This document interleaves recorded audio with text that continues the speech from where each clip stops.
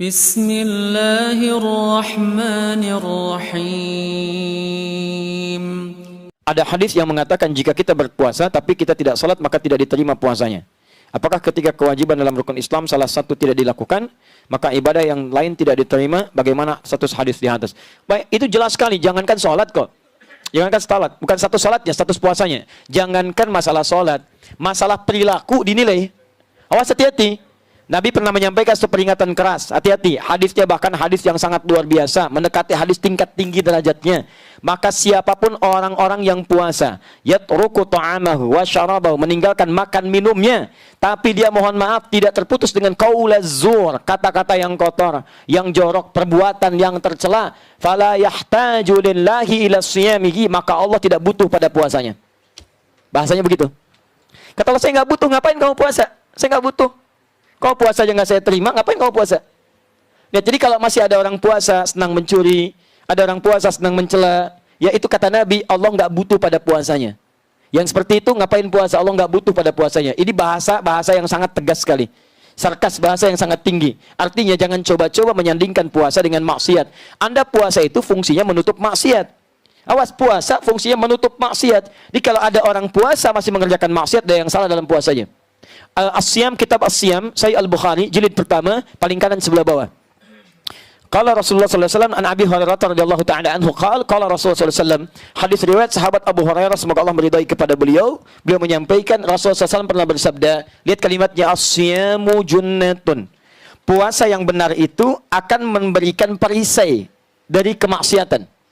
Jadi kalau orang benar puasanya, maka dia punya perisai dari yang buruk, yang kotor, yang tidak baik dibuang. Fala yarfuth, la-nya nahi, larangan. Maka orang puasa tidak boleh mengerjakan yang kotor. Rafath, kata-kata kotor, jorok, tindakan kotor, tidak bagus itu rafath. Awas, hati-hati. Begitu dikerjakan tidak ada nilai puasanya. Ini saya kasih tahu ya. Ini bahaya nih. Puasa itu ada yang namanya mubtilat, yang membatalkan langsung. Ada yang mufsidat, yang merusak. Kadang-kadang orang sangat care dengan yang ini, tapi abai dengan yang ini. Ini paling bahaya. Yang ini membatalkan langsung. Makan, minum. Baik. Kumur-kumur membatalkan tidak? Tidak. Tapi kalau kumur-kumur pakai sirup, batal puasa. Ini ya. Telan misalnya kan. Nah ini batal. Jelas. Selesai. Yang ini nih yang kadang-kadang nggak disadari. Merusak. Gibah. Mencela. Ini merusak dan mengurangi peluang pahala puasa. Lihat, kalau ini 100%, Anda misalnya makan, ya, ini batal puasa, jelas hilang 100. Yang ini yang bahaya. Misal, gibah, 50% pahala hilang. Mencela, 50% hilang. Menuduh, 50% lagi. Awas, hati-hati. Awas, hati-hati. Setelah itu misalnya, mohon maaf, berdusta, 25% misal. 50, 100, tambah 75, minus 75. Anda bukan cuma kehilangan puasanya, tapi Anda menghadirkan dosa 75%. Wala yajhal, jangan melakukan tindakan yang bodoh. Yajhal itu bisa maksiat, ya, dari kata jahala, orang berbuat maksiat disebut jahala. Quran surah keempat An-Nisa ayat 17 sampai 18-nya. Innamat taubatu 'ala Allahi lilladzina ya'maluna su'an bijahalatin. Banyak orang bermaksiat pengen tobat karena mengerjakan perbuatan salah, jahalah. Jahalah itu jenisnya dua. Ya, jenisnya dua. Yang pertama karena tidak tahu. Dia tidak tahu kalau menikmati gosip itu dosa. Tidak tahu, diberitahu, kamu tinggalkan. Itu jahalah. Yang kedua, sudah tahu salah, dikerjakan. Ya, awas, hati-hati, es batu ditiupin. Ya, jadi sudah tahu salah, dikerjakan sama dia. Mohon maaf, itu gosip salah. Memang salah tahu, tapi dinikmati. Itu jahalah namanya.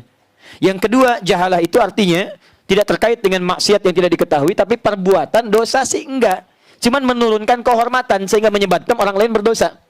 Misal, Fikri berapa tahun kemarin usianya? 7 tahun. Dia punya sepeda, misalnya sepeda Fikri, sepeda 7 tahun. Tiba-tiba bapaknya, Pak Teddy, pakai sepedanya Fikri. Keliling hamba pakai sepeda Fikri, titik belakang. Orang dosa sih enggak, cuman orang heran, itu siapa? Gitu kan? Atau ada orang kakek usia 70 tahun misalnya, pakai sepeda cucunya yang 5 tahun, keliling komplek. Dosa sih enggak, cuman orang pada bergibah, itu siapa? Iya ya, nggak ada kerjaan, ya, atau memang kerjaannya itu, atau kurang sehat mungkin ya. Kalimat-kalimat itu mengalir, akhirnya jadi tuduhan. Itu yang menyebabkan orang lain berdosa. Itu yang disebut dengan jahalah. Kata Nabi, fala yarfuth wala yajhal. Orang yang berbuat jahalah, berbuat rafath, maka maaf, Allah tidak butuh pada puasanya, apalagi meninggalkan salat.